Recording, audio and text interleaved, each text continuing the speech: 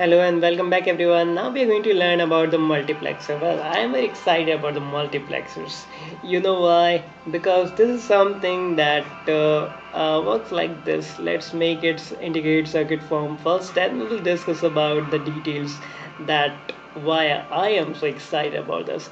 Let's take four inputs for right now. Well, we can take any amount of the input. It does not matter that how much input we are going to take. So this is gonna be our 4 cross 1, and surely the left side is gonna be our input line and the right side is gonna be our output line. So yes, exactly, there is just one output for, if we say in this case we have 4 inputs. So we have just one output for the 4 inputs. Let's name it I0, I1, I2 and I3 as the input lines, and this is gonna be our output line. Let's name it O for the simplicity. You can write it anyway, it doesn't matter, just a symbolism, that's it. And if I may allow myself, I can draw these two lines also, and I can write in this place S1 and S0. Well, this works as the set and reset condition that we will talk about in just a while, but I think now you got the idea of the multiplexer. So what a multiplexer actually means. Now it's time to see the definition for that. So let's write few things so that we can learn it in great detail. So what is a multiplexer? It means transmitting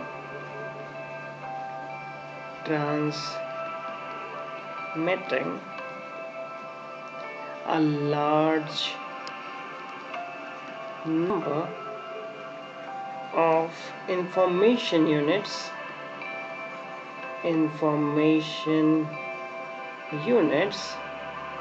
over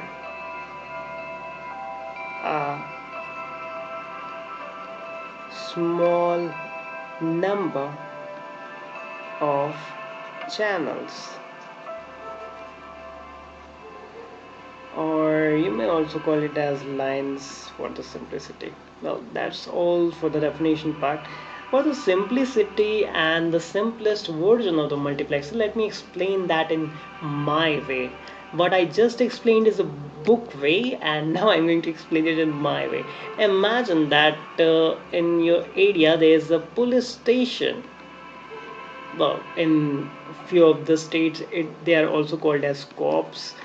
I hope you have got my idea about this. So this is the police, and the work is going on everywhere. So these kind of the work that we see is taken care by police. This is what actually happens.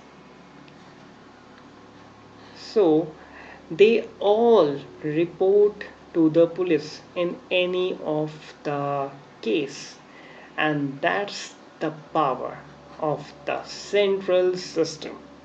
Well, we can also call it as the central system.